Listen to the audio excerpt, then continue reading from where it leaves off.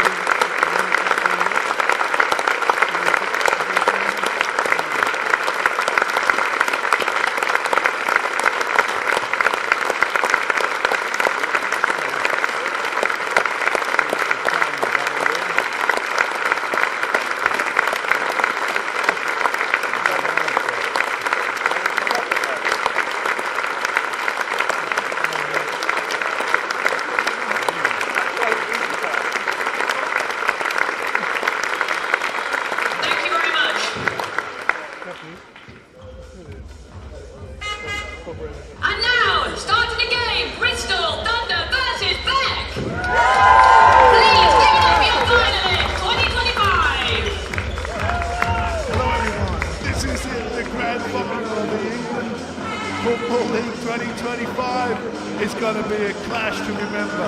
The mighty champions, BEC Korfball Club, are going to take on the challengers, the underdogs. I can't express how far and difficult the track has been for Bristol to get here, but now they're in the final against BEC. They've got a chance to be champions. My name's Tom Brady, I'm joined by Jess Davis. Jess, I'm really excited about this.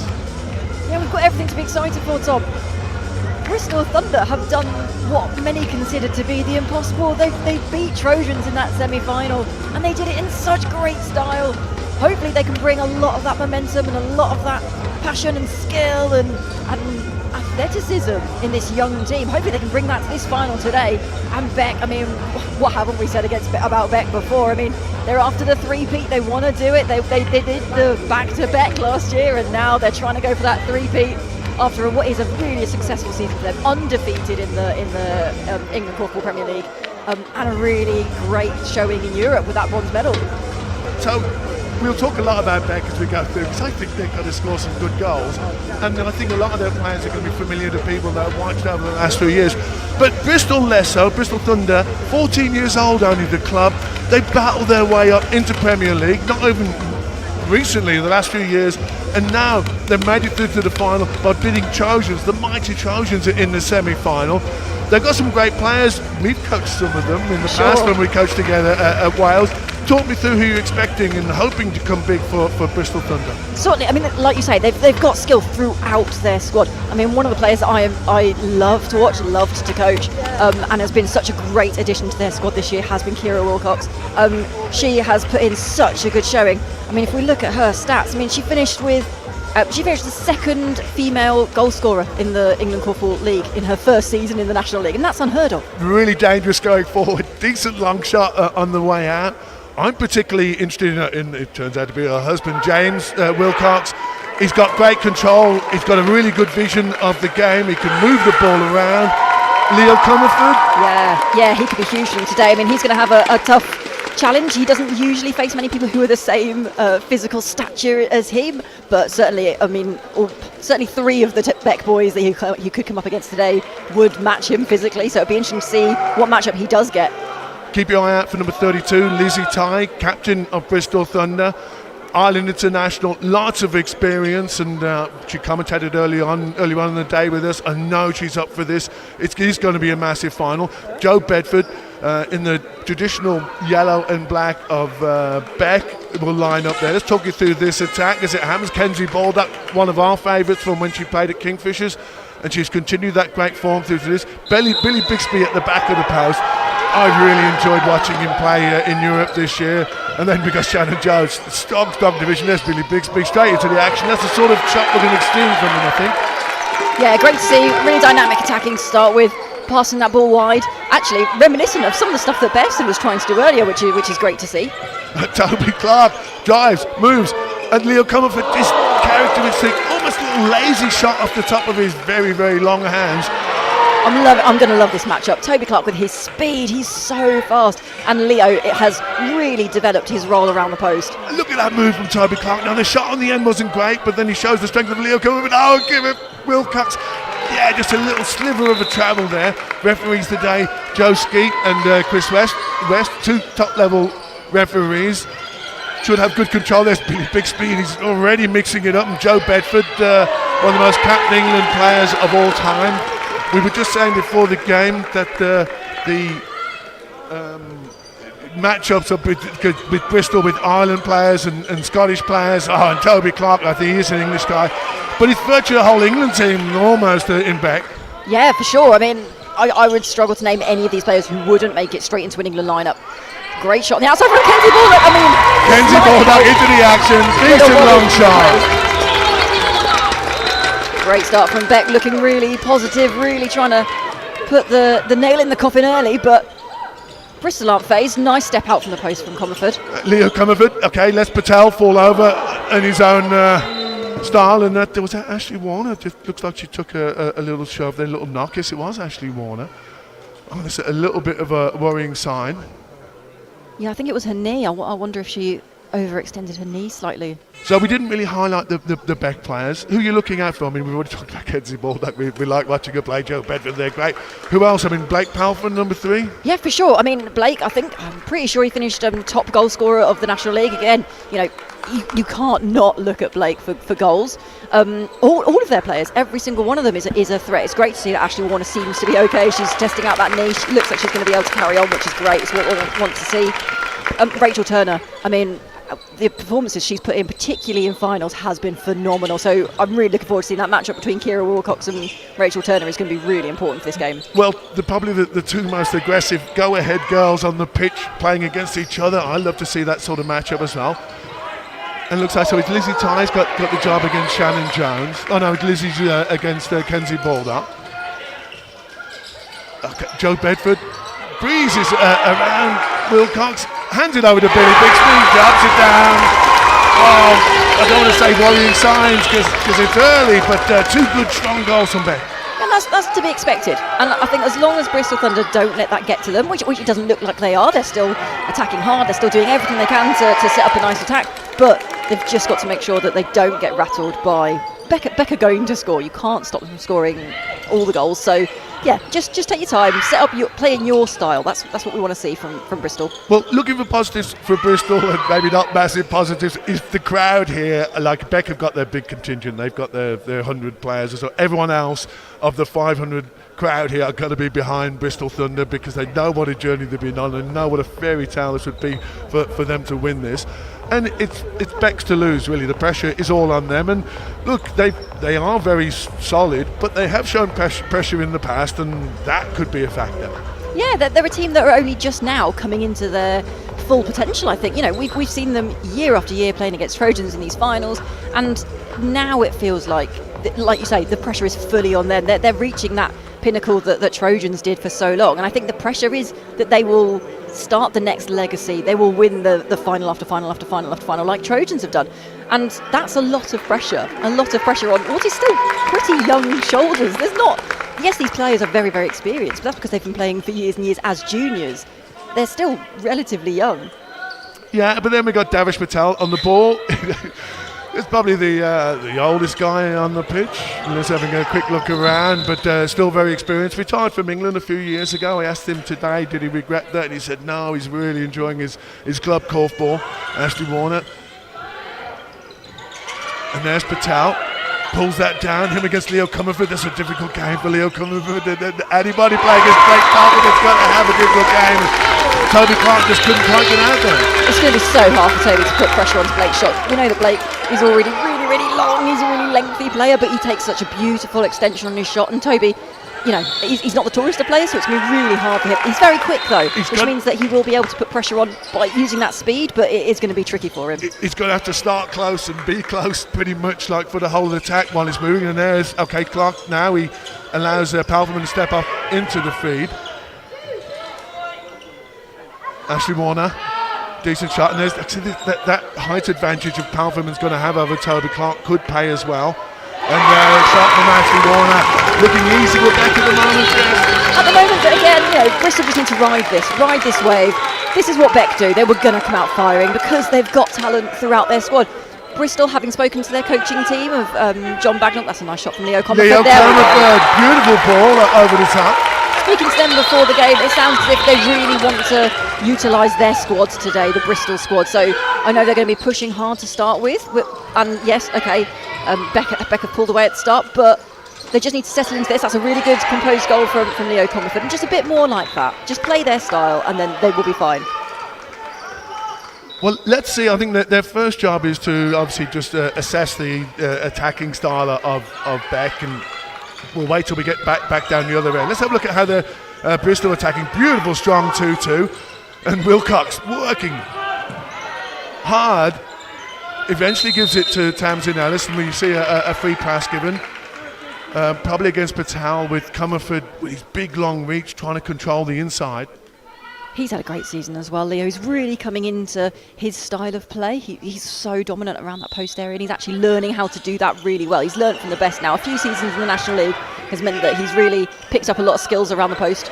Okay, the free pass there doesn't work. Kira Wilcox stepping forward, and now the Bristol just having a little discussion between themselves about what they're going to do. Lots of options down there with Toby Clark as well, able to produce some great shots. Nice turn from Baldock. Fantastic turn from Baldock. Lizzie Ty not really out there. Well, Lizzie Ty tried to cut the feed. She was trying to do all she could to support the players on the outside, and unfortunately, they, as Beck do, they read it really well, and Kenzie was really clinical in the finish. But she made a good decision. Unfortunately, it just didn't pay off at this time. And Wilcox really determined not to be bullied by Joe Bedford. Bedford, very, very powerful, fantastic player. And Wilcox is going to have to stamp his authority on every time he comes into contact. There's contact all the time between the two of them. There's about 5 bits of contact there in about 2 seconds. Great drive from Ellis, though. Really, really good to see. Good to see that they're not afraid to take on these very athletic Beck girls. Okay, decent shot. Ends up with a decent running of the block. Excellent work from Rachel Turner. Draws the penalty. Looks like she might have got a little bang in the head, but she'll recover to take this penalty, as she was the one that made it, or was available, and she misses that, no big deal. Out to Patel in space, doesn't really find the rhythm on the shot, but that retention of Beck, the first to the ball, especially when it bounces off the Korf. There we go again, like it had not gone to the collector, the player on the outside. They've got good vision because they're keeping their players close to them, and because they have to be attentive. We haven't talked about Laurie Fabian now in at the post against Billy Bixby. As Wilcox against Bedford, but Bedford holding a good line. Nice from Ty to Fabian. And good hands from Bedford coming over the top. A little fist punch from him. And the turn to Patel is great with Palverman underneath the post, but it does sit kindly for Tamsin Ellis of Bristol Thunder.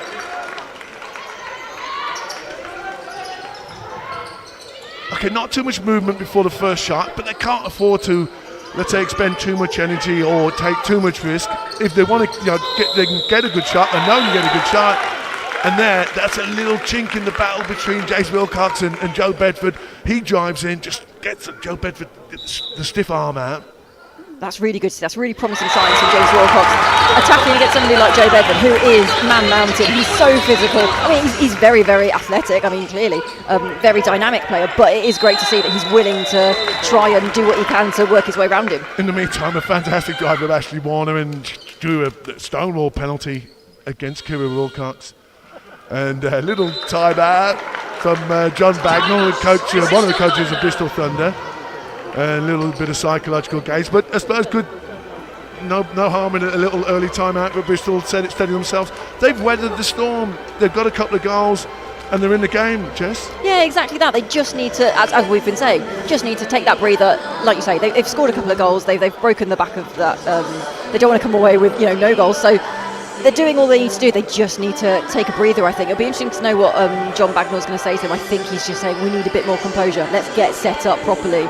Let's get the ball moving. Just do those basics. Just move the ball about, and you'll see where the gaps come. At the moment, BEC are so tight to them, and they're feeling. I think they're feeling a little bit suffocated by the presence of BEC. But again, just take a breath, take your time. Well, it's not. I mean, obviously Bristol played them during the season. They know the pace of BEC, and they know, in particular, the pace of the ball and the tempo that they can play with. It's just a little bit difficult in the first 8 minutes of a grand final in front of one of the biggest crowds that we've ever seen in English korfball in here, and most of them are cheering them on. In the meantime, we're going to go back and get that penalty from Ashley Warner. I mean, a timeout at 5-0 is desperation. At 5-2 is like, okay, let's steady the ship a little bit, and Warner gets a chance and converts the chance very nicely. BEC go up by 4. Throughout the game, it was really important for Bristol Thunder to utilise their international experience. I think we said earlier that this is effectively a mix of a home nations side for Bristol Thunder. A lot of Wales players, particularly in their squad as well, in the depth in the bench. But they've got some Scotland internationals in Ellis and Gallagher. They've got some England junior players in Clark and Fabian. So they've got strength throughout the whole squad. They just need to utilise that experience of playing on the international stage and draw it here into this match today. And after James Wilcox got a penalty against Bedford down one end, Bedford replies by earning the penalty by driving in and then scoring his penalty, stretching their lead out to 5. Let's see the movement from Toby Clark. Look, that kind of pass. But look, when you've got pace, you can sometimes recover from bad positions. A little bit of a snatch from Toby Clark in terms of the shot, but it just bounced kindly off Patel's foot for Bristol Thunder at the back of the court. 12 seconds on the shot clock. Toby, it just won't go for him. Look, I think they're going to have to try and force it sometimes into the feed and maybe rely on some pace.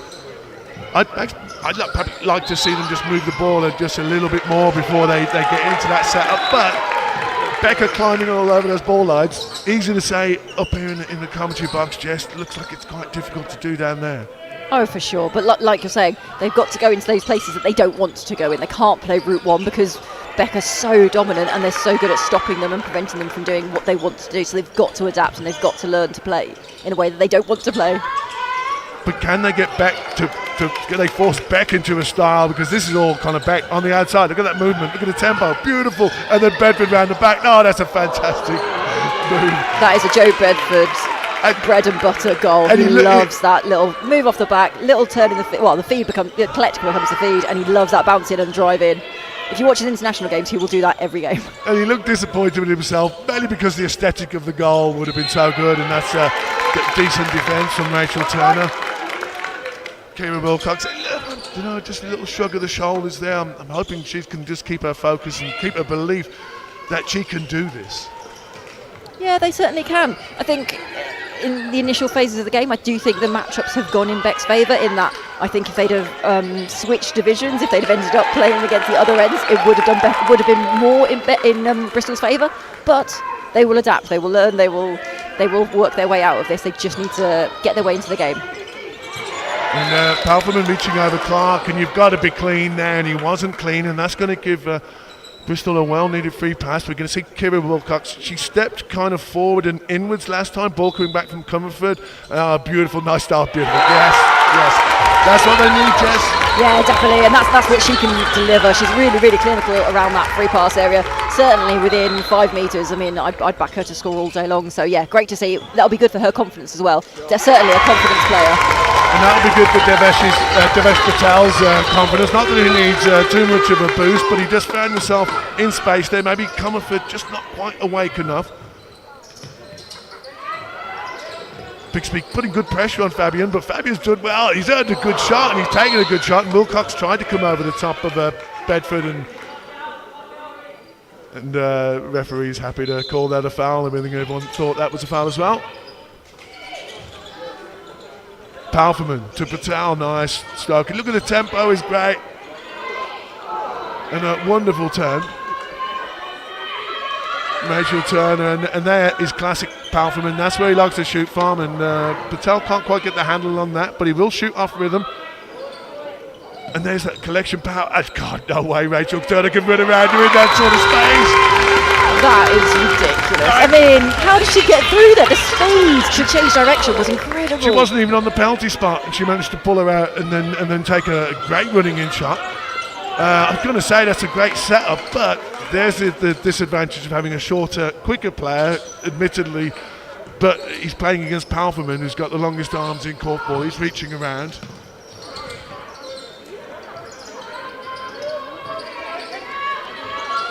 Shannon Jones just waits, good patience, waits to see what develops and a space opens up.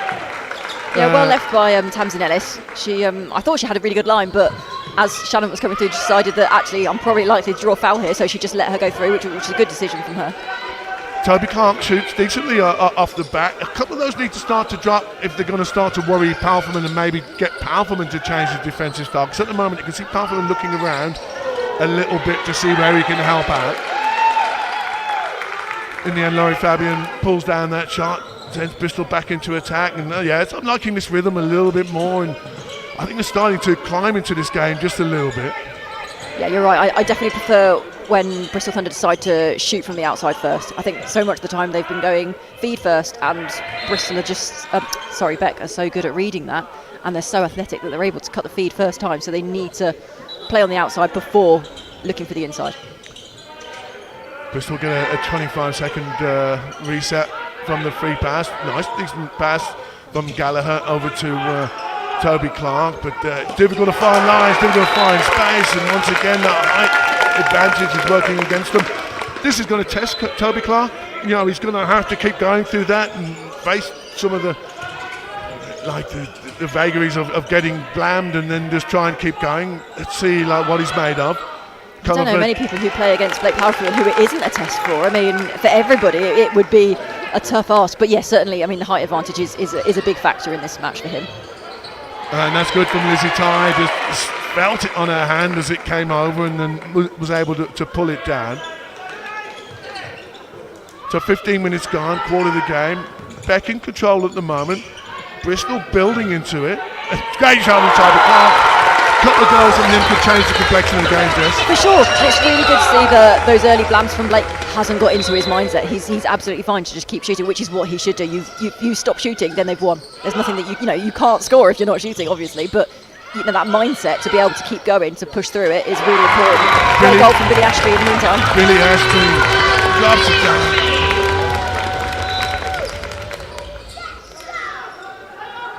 Wilcox under pressure from Bedford and gets the free pass on the follow through. Little friendly little tap between them. They know that they're going to have a physical game, so they're going to do their best to keep it friendly.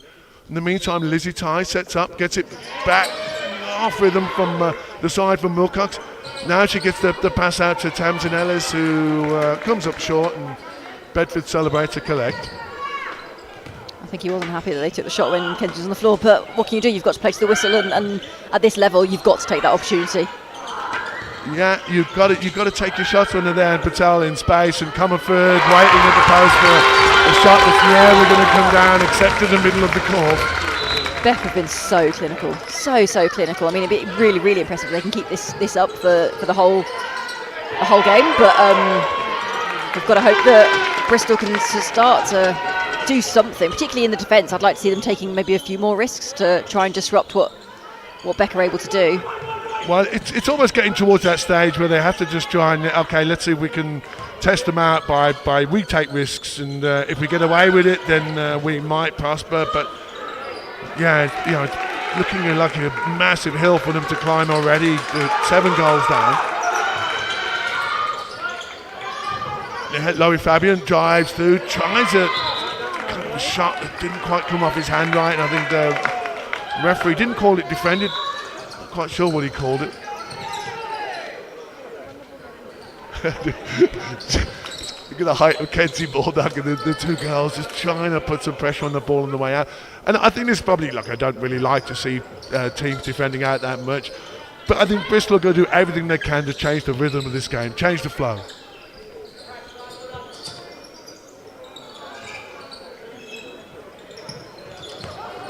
And Beck just not even deterred, not even worried about it. They're just going to take their time. They know it all belongs to them. Nice ball to Ashley Warner, and that shot off the back on return bounces off the head of Nadine Galher to Comerford.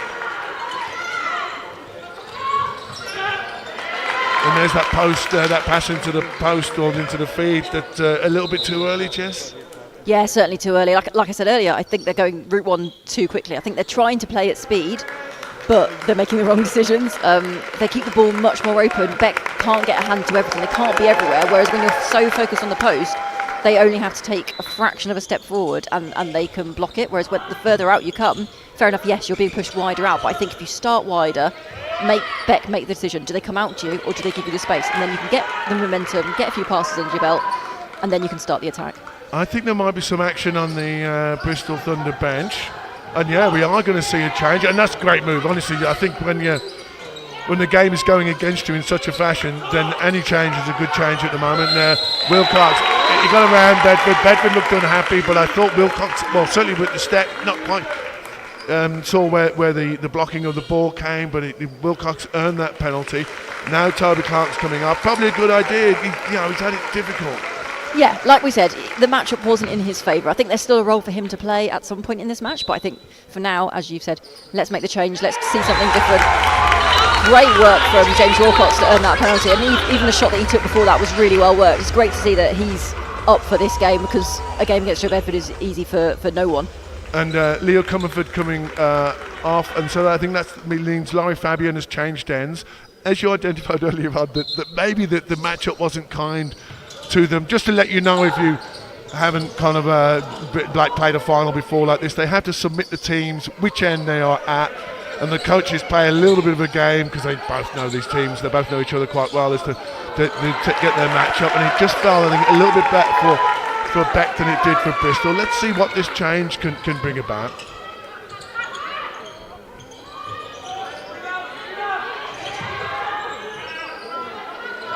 Okay, decent 2-2 setup, but once again, as the ball goes in, Rachel Turner just loses out. Good pressure from Greenfield. So Tom Greenfield's come on into defence. He did a really good job against Billy Ashby a second ago. He now seems to be mocking up against Joe Bedford at the post. And so Wilcox has moved across to Billy Ashby. Nice little ball over the top to Bedford. That's excellent from Shannon Jones. And there's the risk that we suggested Bristol might have to take, and then sometimes it works, sometimes it doesn't, Jess. Sure, I think Greenfield showed his inexperience a little bit there. It was good to put pressure on the first bit, but then Joe was smart enough to keep bringing him out, just see how far he would go, and he left far too much room for a player who's really, really tall in stature over the top. And then the ball into Potter didn't quite work out. Just Johnny Potter, number 14. Great line there from Tamsin Ellis. Great defence, really, really impressive, because Shannon Jones is no easy person to defend against when she's running at you. She's got so much speed, so really impressive from Ellis. Okay, a little bit of movement, before the first, let's say, drive in, and a decent shot from Johnny Potter, and Karen Wilcox really thought that she was going to shoot. After that, Rachel Turner took it away from her, but it just ends up with just called a competitive foul, which means just a restart, and Gallagher shoots quite well, but bounces kindly for Palfreyman. And all those Bristol players are sat down now, so I think we'll probably play out the rest of the half in this configuration.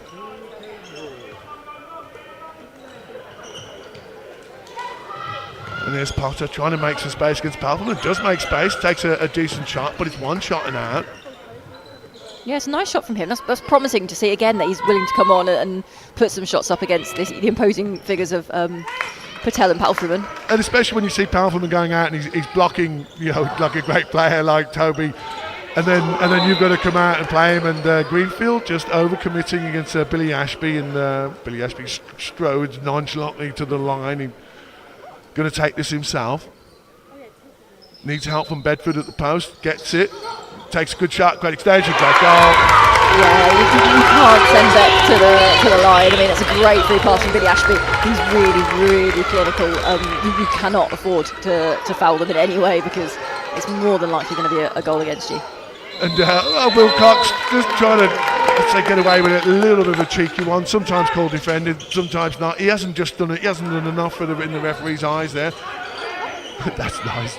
Floating ball over the top from Palverman to Rachel Turner. Rachel Turner, despite being 8 goals ahead, looking pretty disappointed that she missed a shot. There's Lizzie Ty. Let's see if she can have a little bit of a run. Maybe after a pass, decent ball. Greenfield. And that's the only slight downside with making all these changes. It means that you've got new players to adapt who have got to come into a game which is already a really, really high tempo. But they've then got to get used to playing with each other. The shot from Rachel Turner goes high, and then Palverman just takes it and drops it in off the back. Not much the defender can do about that. And Lizzie Ty gets a shot up and then tries to hold. No, it wasn't Lizzie Ty. So tries to hold herself for a feed, and Wilcox again looking to shoot. Well, Bristol Thunder's big players have to keep shooting, and they have to keep taking responsibility. For sure, they can't afford to be turning down shots when they've got the opportunity to the outside. They've got to take it. They just need to. Again, it's exposure to this level of korfball. You can't teach this. There's very little amount of training that you can do that can prepare you for playing against a team like BEC. You've got to be in these games and you've got to play it to be able to learn how to overcome it. Because BEC very rarely turn down a shot that they've kind of like have any idea it's going to be a decent shot. They will all take them. Decent move from Greenfield, but Wilcox didn't quite read that and lost out to Bedford. Palford will go to post. Warner on the outside. Patel's coming, but Laurie Fabian committed, and there's the risk that we talked about. Yes, and then BEC looking good enough to punish the risk. Yeah, for sure. I mean, it's a beautiful goal from Patel on the outside. But yeah, that's exactly it. They've got to make BEC look to do something different. Don't let them do the easy stuff. Make them score the hard goals on the outside. And they are, to be fair to them, they are converting. But Bristol just got to keep going, keep doing what you're doing, and try to disrupt where you can.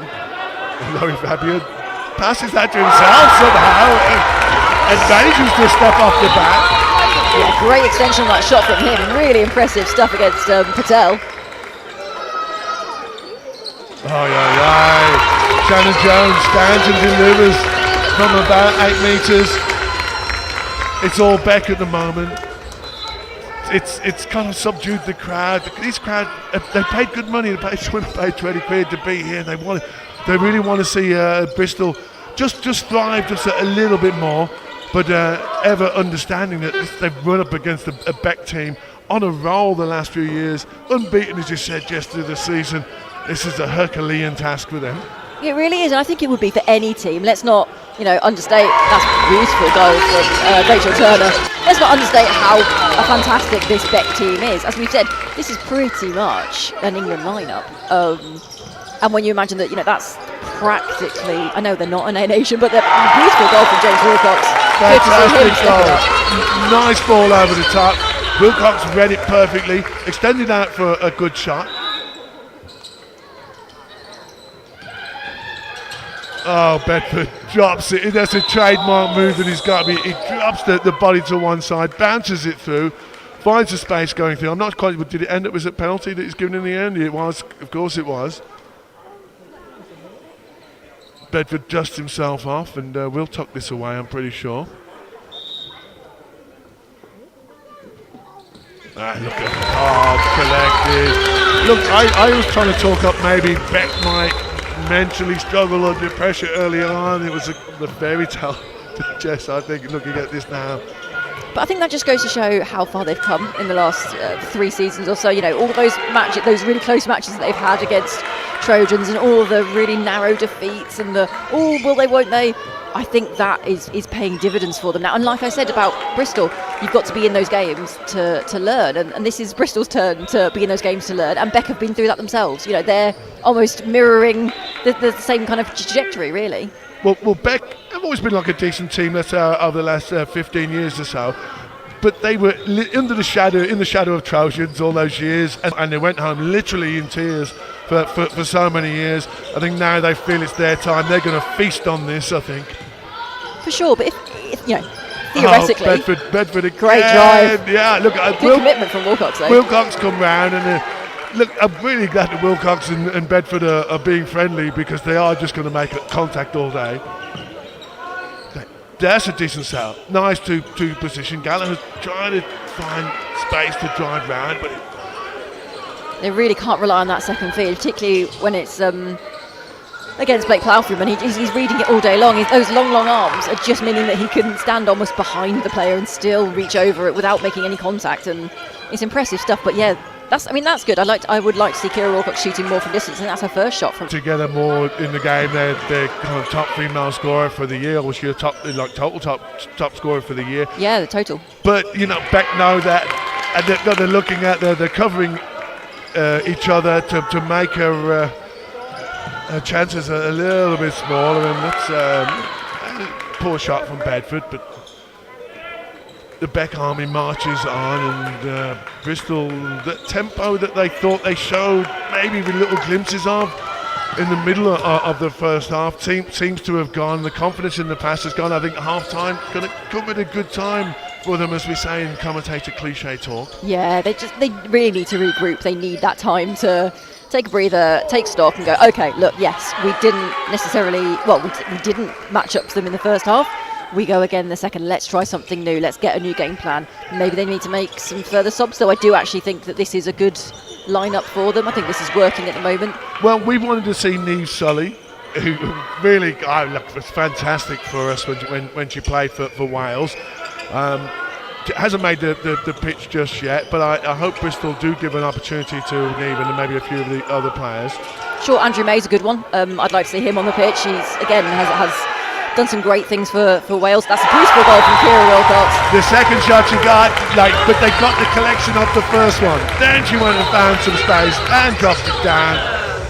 Another player, I mean, I know he's already been on the pitch already, but I would like to see Leo Comerford return to the game. I think, again, he's become a leader. He understands now how to get the best out of the players around him, and so I would like to see him come back to the pitch at some point. But at the moment, look, we're clutching at straws, because really I don't want to even second guess the Bristol coaching team, because they've done a great job to get to here to the final. They know their players well, but they've ran into this juggernaut, the Beck, who were really, after a drought of so many years of Trojans winning everything, they finally got their nose in front, and really, like I say, then they're going to show no mercy in this game. Shot clock pressure. We love to see it. Tom Greenfield just stepping out of defensive pressure against Billy Ashby. There's nothing he could do. That's a beautiful goal. So, look, as the seconds tick down in the first half, so some moments of brilliance from Bristol. What have you seen from them that you've liked, Jess? Yeah, they're getting together now. They're understanding. Again, it's taking that shot on the outside. I like to see them shooting. I think they were very much focused on the feed and trying to run. And actually, they're getting a lot of opportunities when they take that shot on the outside and then following it up with some opportunity, some drive in afterwards. But yeah, promising signs. They're getting the right people doing the right things now. So hopefully, with a bit of a regroup at half time, they can continue to get that momentum. Davish Patel controlling the post. 3 collections there, trying to get this last goal of the half as the seconds tick down. Really strong attack from Nurse Palverman. Forces it up in the dying second of the game. So, all right, I don't know what to say about what can Bristol do from here. I mean, 18-9, I think that's a fair scoreline. I think they probably are twice as good as Bristol at the moment. But yeah, I think the second half, they've got nothing to lose now. They've literally can try everything. This is the chance to really explore what you can do, absorb as much as you can from playing against the best of the best, which is Beck at the moment. And hey, yeah, take some risks, take some chances, let's see what they can do. Yeah, okay, we'll come back for the second half. Bristol are going to be trying their best to try and get back into this game. And if they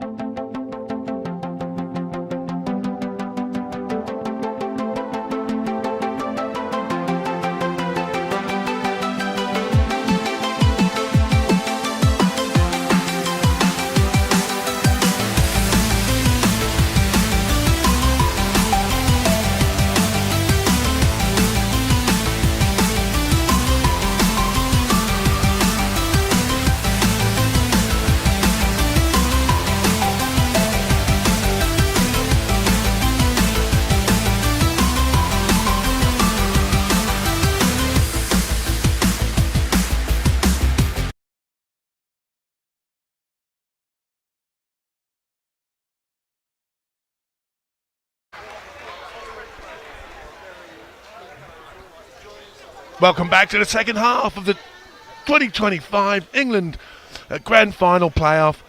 It's the final, Bristol Thunder versus BEC. My name's Tom Brady, I'm with Jess Davies, and well, the first half, we kind of try to get up a little bit for Bristol Thunder because we love the players, we admire them, but the mighty BEC machine has just steamrolled them in that half, Jess.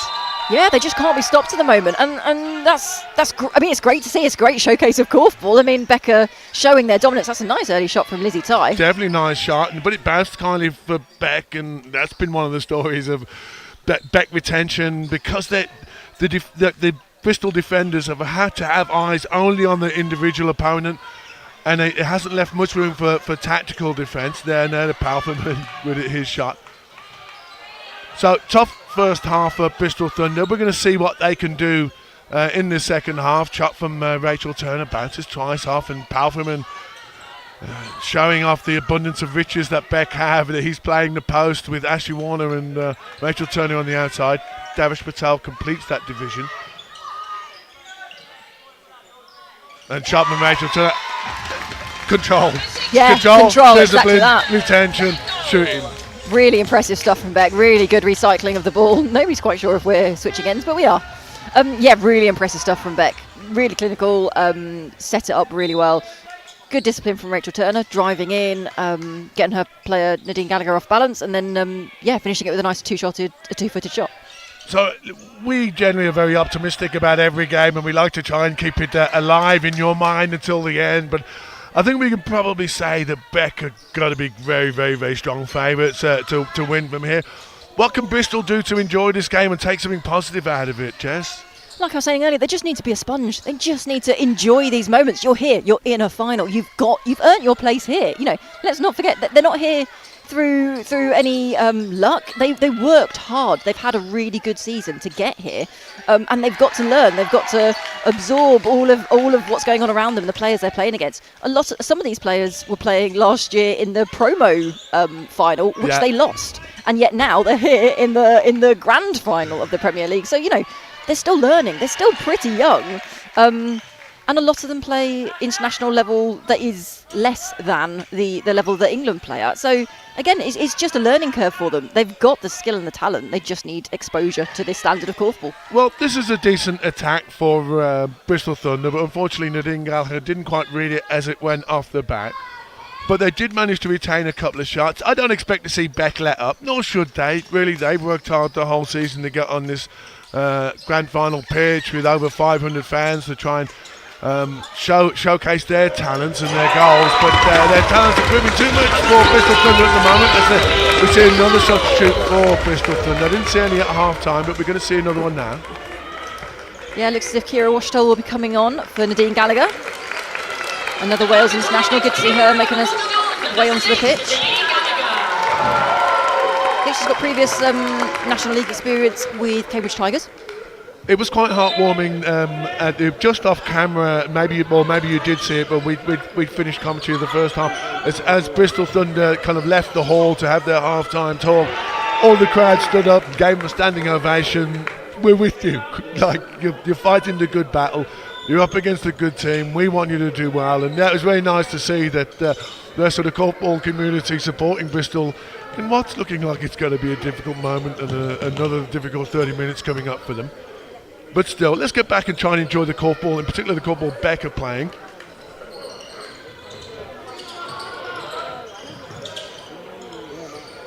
Let's not forget, BEC went away to European competition this year and came away with a bronze medal, but they had such an incredible performance in the semi-final against the Belgian side, and it looked as if there were times when actually they were going to do it. They were going to go into that final and try and win themselves at the very least a silver medal. Likely to be a silver medal when they're playing against the Dutch, but that's what they're aiming for. They are trying to push on and maintain their standard in every way that they can against every opposition they get to play in the domestic league here in England, so that they can go away and push and try and make a stamp for themselves in Europe.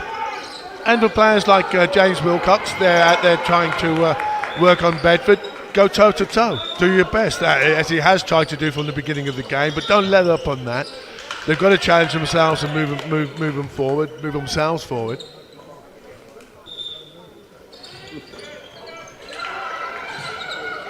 Rachel Turner just slips, and Palferman finds his way around his player, but can't quite connect with a running in shot.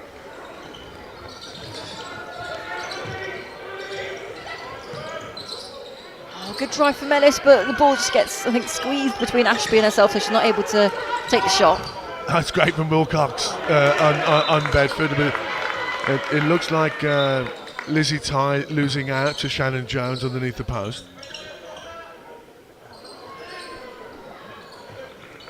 But it's the end of the season.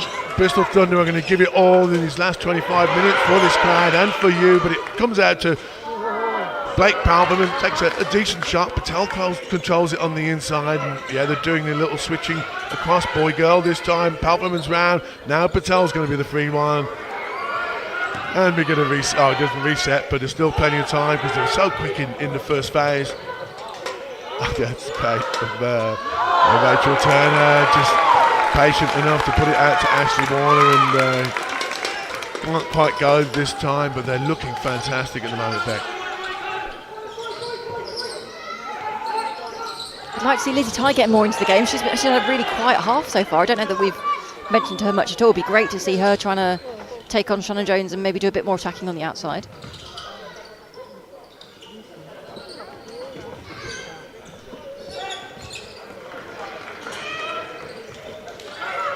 A misstep from Beck there, with Palferman stepping forward for Rachel Turner and not being read.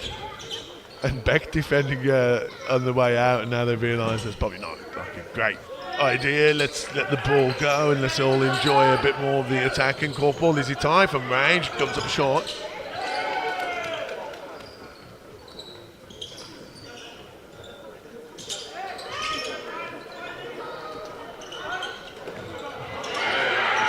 Yeah, good hands from Kira Wilcox. Was that Johnny Potter coming over the top at an inappropriate time? Patel in position to take the shot, goes to the penalty line in his black and yellow boots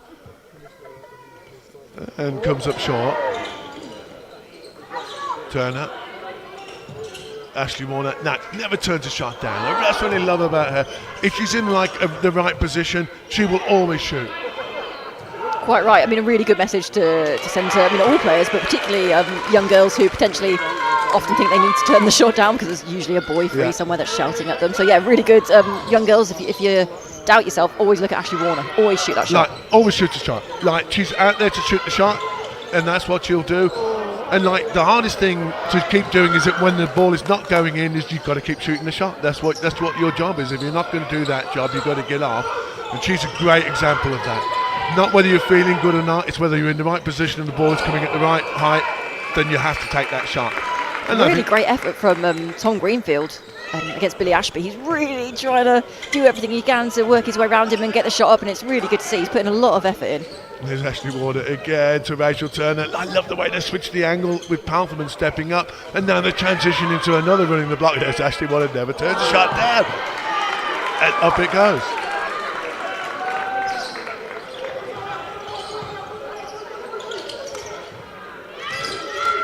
Lizzie Type working hard with Kira Washdown, is it? Tamsin Ellis. Tamsin Ellis, sorry. It's just the composure, the passing is just, everything's, just getting a little hand on it from Beck, and just, even if they slowed it down even more, I know they probably feel like they're playing really slowly in comparison to Beck, but I think, again, just really slow it down, see where the gaps are. Rachel Turner snatched at that running in shot there again. Anyway, Greenfield, decent position to shoot from, and Lizzie Ty somehow manufactures something from underneath the post. Let's have a look at that on replay. And I think they're saying that Shannon Jones hasn't done enough. She wasn't active enough, I think, in terms of the defended stance. And she was side by side. So Neve Sully's coming on for Tamsin Ellis. We'll talk a bit more about her when we get back into the attack, or whether they change ends.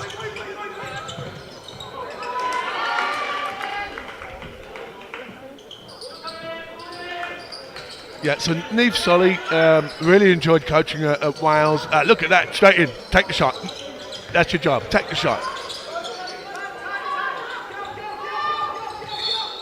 Yeah, really versatile player. She can offer a lot. She's got really great vision. And a decent pass, which is obviously goes hand in hand with good vision that you need. Okay, the left knee solely alone at the back. They're going to test her out, but now Lizzie Ty went for it, and it ends up in knee. A little bit off balance with the shot, but it does come to Greenfield. Once again, integrating a new plan to division is good to try and bring on some fresh legs, but then you've got to, let's say, let them find the rhythm of the pitch as Greenfield almost pushes Billy Ashby over.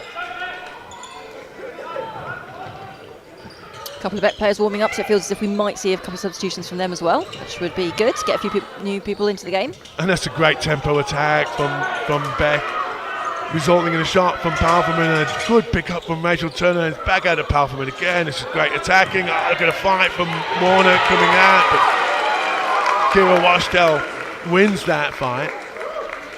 Yeah, great hustle from her.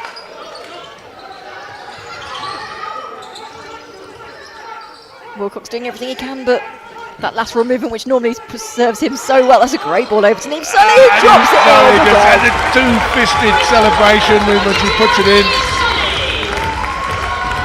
Again, just able to do something different, pass the ball over the top rather than trying to force it into a feed that's more than likely not going to be there, because the BEC defenders are working really hard to play front defence and cut that ball line. Shannon Jones. Okay, yeah, looking for Kenzie Baldock at the side. I think that was a move, or something, the way that Billy Ashby was pointing in to Bedford. And it was a little bit unorthodox, but they have earned themselves a free pass. Billy Ashby will take it. Looks like Shannon Jones is going to be available from the side, but he's going to use Joe Bedford. Ball coming back from the post is easier to score from. That one came back a little bit low.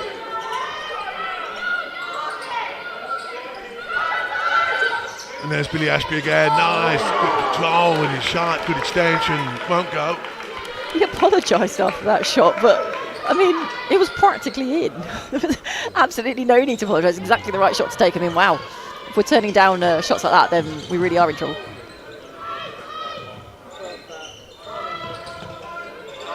The Bristol Thunder really having to use their legs to try and just generate some rhythm and movement. That's really nice from Fabian. We want to see him taking those shots on the outside. Nice extension from Potter. Really nice shot. Good attack from Beck. You can see Potter looking very happy about it. So much pressure coming out to him from Blake. I mean, he whisker away from getting a blam, but really good composure from Potter. So that's Patel coming off and Ashley Warner coming off. Marcus Ty coming on. Who's that other girl that's come on? Is that one of the Swains? It is, Chloe Swain. Chloe Swain.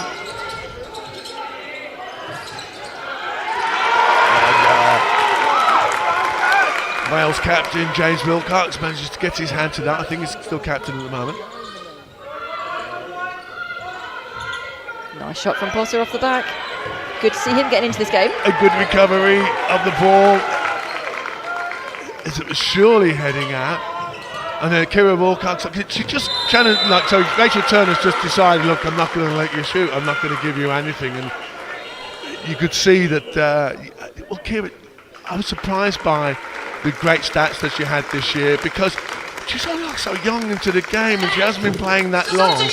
So she's got lots to learn and lots of other seasons ahead of her.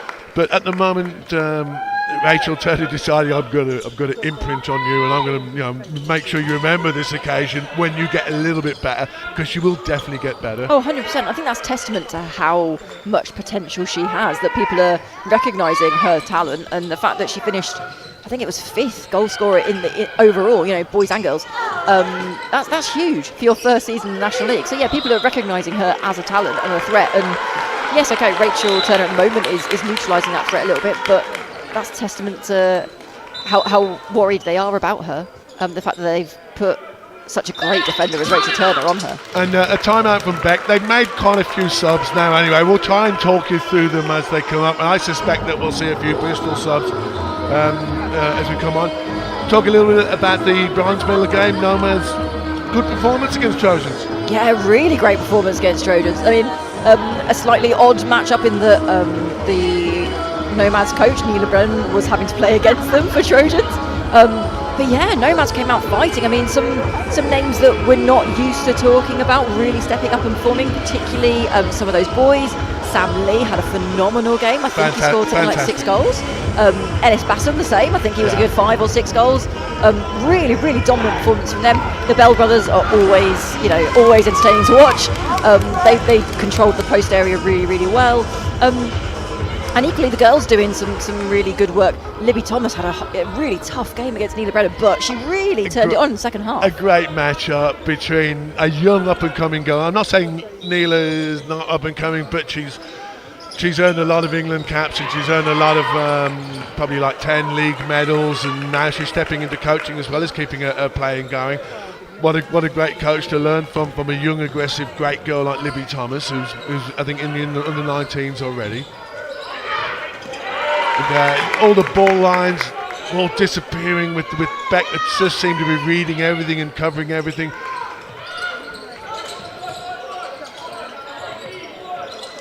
Good defensive switching for the girls, really good to see. And Shannon Jones manages to get round, gets a decent feedback from Bedford, and then she gets the second shot out. And I think she did apologise for that. Maybe that was off rhythm or off plan of what they normally do, but it looked like a really strong attack. And there's Laurie Fabian, decent shot. Marcus Ty collapsing in towards the post.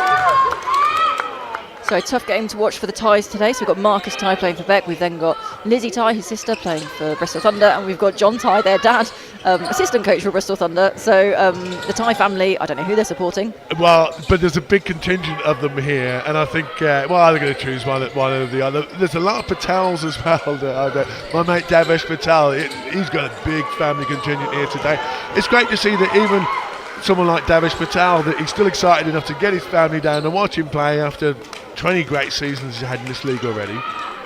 And quite right. I mean, this is the pinnacle of England Korfball. This is a great spectacle. 500 people here that have turned up to see the really exciting games that we've got on offer today. And it has been a good day of Korfball. The 2 games earlier have both proven to be really, really exciting games. Just as Kira Wilcox, gets a nice little shot on the outside. And Kira Wilcox manages to earn some space about 3 metres out, drops it in from the back. Didn't really smile, didn't celebrate much. They're doing it tough at the moment, but they're still doing it. Chloe Swain, there's Marcus Ty, Rachel Turner, Blake Palfman is that division. And look, there hasn't been that many subs. I think they probably just switched a couple of ends as well. Marcus Ty holds, Chloe Swain, boom, decent shot, good fight. Well won by Bristol. Johnny Potter.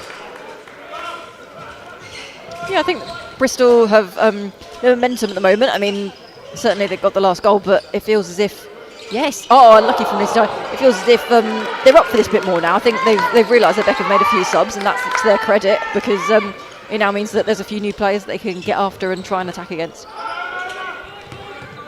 Expansive ball from Marcus Ty. Eventually finds its way to Rachel Turner, who gives it to Blake Palmer for a shot that didn't really work as a thing, and Palmer too close to the restart. Bristol have even forced Beck to take the shots that they don't want to take. You know, that one from Blake, it's on, it's fine, it's a turn out from the feed, but really, I mean, comparatively to all the other goals that they've been scoring, which have been really dynamic on the outside and really elaborate, that one's really quite forced, and I think that is testament to some of the pressure that Bristol Thunder is eventually putting on against Beck. Shot from Tom Greenfield, just clips the bottom of the post, bounces kindly for Shannon Jones. And we haven't even seen that much of Palferman, really. Okay, yeah, There he is. But I'm looking at it and I'm thinking, they haven't really needed to go to him, because when they're in trouble, he starts moving faster and he starts looking for more shots, but they haven't really had to get him to that gear. But Palferman will still do his thing, no matter what. Sure, I mean, they've been able to share the goals out throughout the team, which again is great to see, and a real testament to the strength in their squad. Shot from Ty, well pulled down, Chloe Swain, beautiful little left hand, rolled up the end of the finger shot. The defender just gave up and didn't follow through.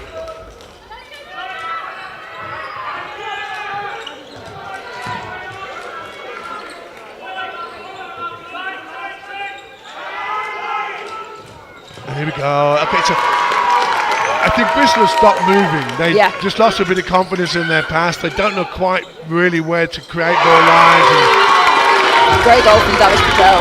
Yeah, I completely agree. I think Bristol, they're recognising where the space is now, but they're making the wrong pass. They are passing to a player that has got, there you go, prime example.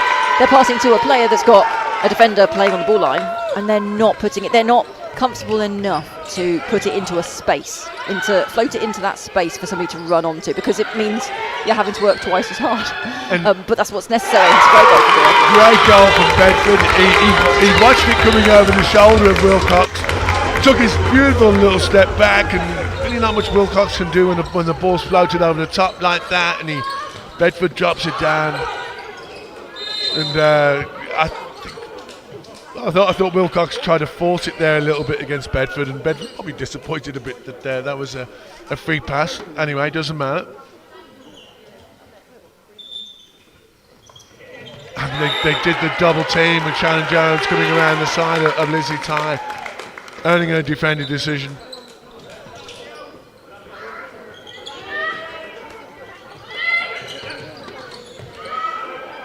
Rachel Turner patiently holds.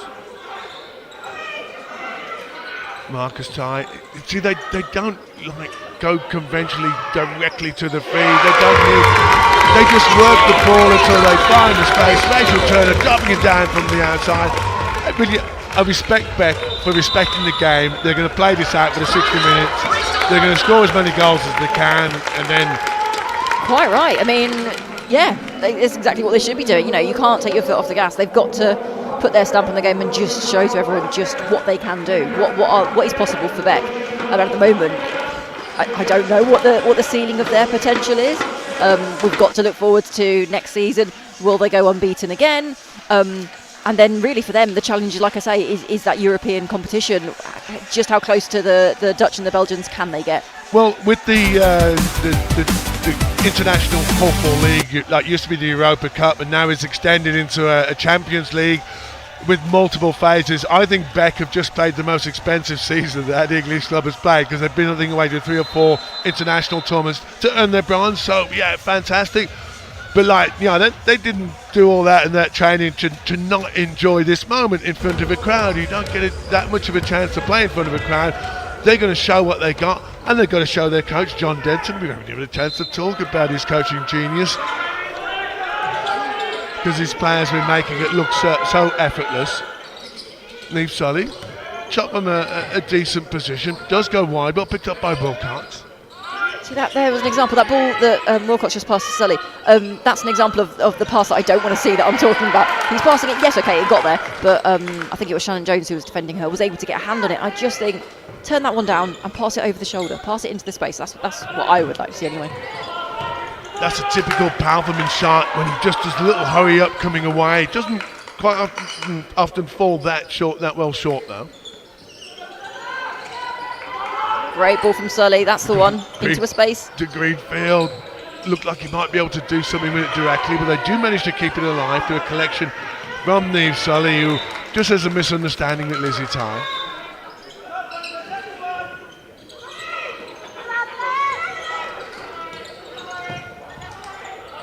Nice movement around the outside. Palverman just forever smooth underneath the post. Pulls it down now. Marcus Ty gets a chance to extend the BEC lead, but he does it through a nice little flick to Rachel Turner running in for the feed. Danny manages to collect it. A whole new shot clock. It's all BEC at the moment. Their control is fantastic. Their innovation in terms of like the way that they're changing the shape of the division kind of almost every few seconds is very interesting. Ty from a long way out, drops it down. Good dominant Korfball, James. Yeah. I mean, there's no stopping them. Like you say, the way that they're able to change it up, they're turning down opportunities that potentially in finals of old against Trojans they would be taking, because they would feel that pressure to, okay, well, we've got to shoot because you only get so many opportunities. Now they're being really clinical and just showing, no, we are going to take those better opportunities. Like I was saying earlier, I think Bristol were doing well to force them to make poor decisions, whereas they've ridden that out, and now they're being really, really clinical and making some really good decisions about which shots to take, like that one from Ashley Warner. Well, I think one of the great things about the fantastic run that Trojans had was at 12 seasons was that they made teams fear them. They made them fear having a beating, because Trojans made it look easy. And then you bring your friends and family along, and then Trojans beat you so easily. BEC want to have that kind of dynasty, this 10-year run to try and get close to what Trojans did. I think part of it now is they're going to try and instill fear into any team that wants to come along and try and challenge them in the final and say, look, you come up against us, you've got to have a really tough week to sleep before you play us, because we're going to be nasty to you. Not physically nasty, not verbally nasty, but we're going to play the game, and we're going to drop goals down like that. And Shannon Jones stretching the lead out to 15.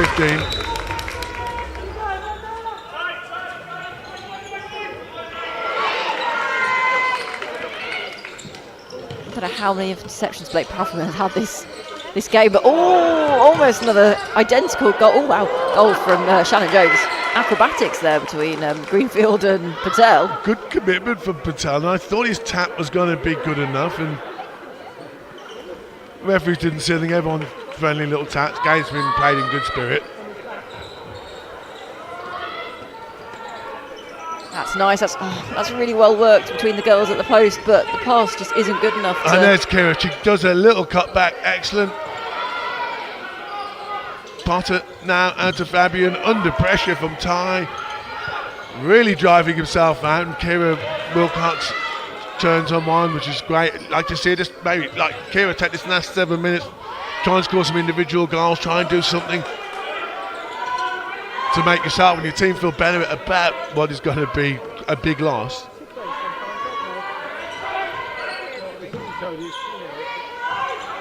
Shot clock pressure now. And that's what happens, shot clock pressure, when you haven't got any space.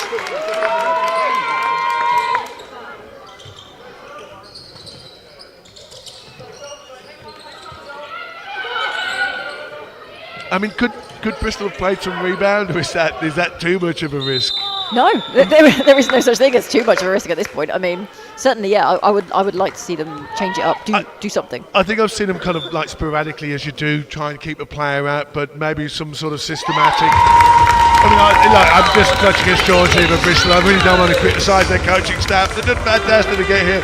We're just looking for ways that we're thinking, what would we do? Like, yeah, okay, maybe some extreme rebound, but then again, you look, they score 5 easy goals, and then you look silly. And sure, if anything, it's actually testament to the fact that they're really trying to learn and do something by sticking to their game plan. Stick through it and see where the boundary is. What is the line? How far can you push it? But so it is good to see them sticking to their plan and not collapse and try and do things that they're not used to doing. In the meantime, we see Leo Comerford coming back on for James Wilcox. Nice round of applause for James Wilcox. The crowd still behind Bristol. Just Bristol haven't given them enough to really make them rowdy, but there was great, really warm round of applause for a very popular guy, James Wilcox, like a real athlete and a gentleman out on the court. And that's excellent from Rachel Turner, making it look easy. As BEC reached the 30 mark, needs solid, decent shot, looking for her second. Yeah, good to see that she's still being really active and threatening. Tom Greenfield somehow angles himself underneath Patel, draws the penalty and finishes it off, and stretches their tally out to 13, and more substitutes coming up, and I think we'll probably see pretty much the whole of the Bristol team changed off, or depending on what they got on the bench. Yeah, Laurie Fabian and Kira Wilcox making way for Andrew May and Laura Comerford.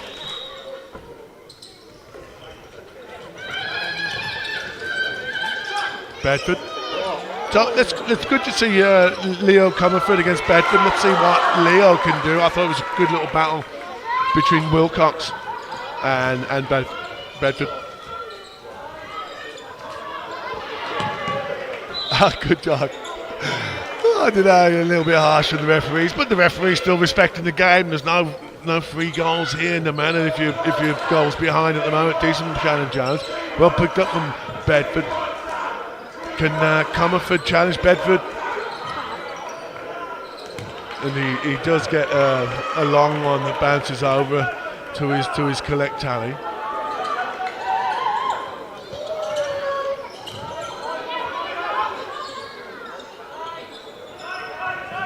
Bristol finding a little bit of rhythm, perhaps in quite a small space.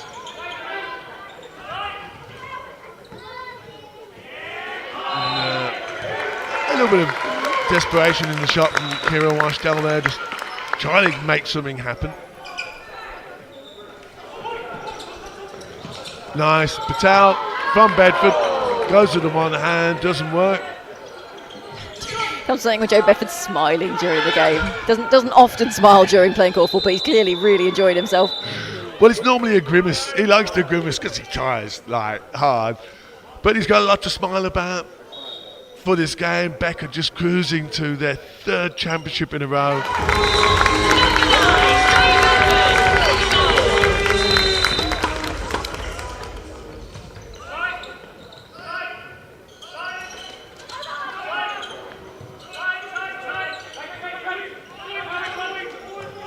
Yeah, it's good from Kira Washdell, but you can't quite find that last step to get round at her player.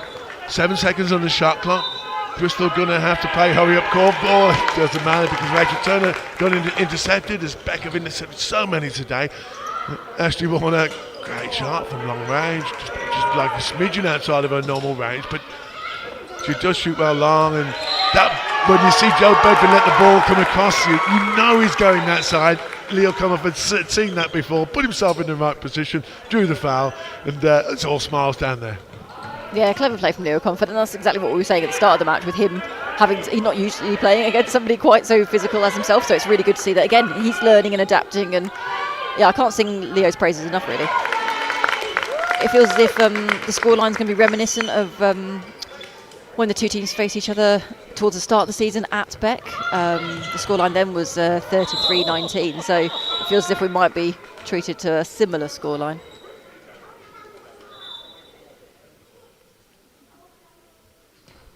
Nice from Bedford. Home advantage can mean a lot in Korfball, but you know, even though the halls are supposed to be kind of similar size, but BEC have tried to build a fortress at home, and well, it's worked this season, unbeaten through the whole season. They're going to continue that great record with just 2 minutes to go in the grand final 2025. I think the organisers in the Korfball have done a fantastic job, not only putting it together, but they managed to bring the fans out. The fans really have been buoyed by the last few years where, like, Korfball fans aren't used to paying for Korfball, but the great performances, in particular between BEC and Trousers, that we've had over the last few years, they know you come to this weekend, you get value for money. Sure, but it's also a testament to the other games that are on. You know, the 3rd, 4th playoff is a really exciting game to watch. You know, neither team ever just rolls over and goes, oh, well, we're not interested. Both teams are always really competitive. And the promo game is also, you know, in the last few years, has always been a really competitive game, usually only decided by a couple of goals. And so that's always worth coming to see as well. Well, anyway, been very well organised, and the Cater Arena here in Crawley, I think they've been very good to us in the setup last night, and the staff have been excellent. But really, it's just wonderful now, because unfortunately with our camera angle, you can't look down and see, like, the seatings are full of Korfball fans enjoying it, and we just don't get to see that often. The one weekend a year where everybody comes together to crown a champion. It's going to be the same champion as last year, but worthy champion, yes? Oh, 100%. I mean, really, really deserved. It's been a long time since a team's gone unbeaten in the regular season, and like we keep talking about, you know, that European Champions League, that competition, that really sends a message to everyone that this BEC team are here to compete. You know, getting a bronze medal is really something they should be incredibly proud of. That's a beautiful goal from Blake Parson. Nice pass from Chloe Swain. Just finding Carverman on his little shuffle move on the outside. Long extension, great goal. Stretches the lead out to 20. Who's been your player of the game, Jess? Oh, it's so hard to call. Let's have a quick look around the team. I mean, Blake Parson has had a really good impact in this game. He's really, not just in attack, but I think he's really minimised the opportunities that Bristol Thunder have been able to even take, let alone convert. Fantastic from Bedford. Couldn't quite get the handle when the ball went in, and did a little flick himself, pass it out to Patel. So for me, let's say I think I'm just going to give it to Ashley Warner for her work rate and the decent shooting. Always trying to keep the shape of the division. I've enjoyed Joe Bedford. Let's always enjoy watching him play. He is like a great competitor. Who's impressed you for Bristol? They've had a difficult day, but who's done? I've really enjoyed a couple of players that I don't know as well. Johnny Potter, I think, has had a really good impact since he's come on. And Neve Sully, I think she's had a really good impact when she came on. And similarly for Tom Greenfield on the other end, I think he's really impressed. Taking some really nice shots on the outside, some really good technique. Promising times for Bristol Thunder. I mean, we can't understate how much of a shock it was for them to be here in this final. They had nothing to lose. 14 goals against what is effectively an England side is nothing to be disappointed about. In their first finals weekend, a credible performance. They've got beat, but they're going to go home really with their heads held high, I hope, because of what they did to make it here. They got beaten today and they've just taken it. You've just got to take it sometimes, and I hope they're going to go away and just come back better.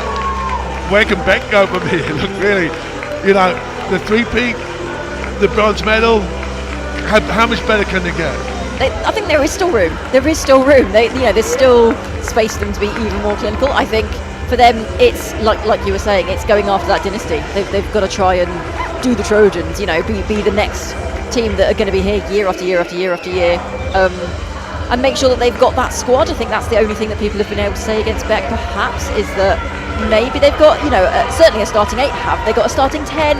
Is it bigger than that? Who knows? I mean, we probably only saw maybe 10 or so, maybe a couple more players for Beck, so it'd be interesting to see them how much can they rotate that squad. But hey, I mean, really, really impressive stuff from a really clinical side. John Denton's worked really hard for them, and they should be really, really proud of what they've put in today. Yeah, I'm disappointed we haven't talked enough about John Denton, but his tactical genius was put in before the game, and we didn't even get to see it because the players were claiming credit for that. But John Denton has been a massive part of the three-peat that they've done getting here. He's a good coach. Learned a lot under our director today, Ross Carr-Taylor, current coach of Wales, who's really supplied about 10,000 quid's worth of equipment to bring you this game, and then has sat there and directed it all day. So thanks very much to Ross Carr-Taylor.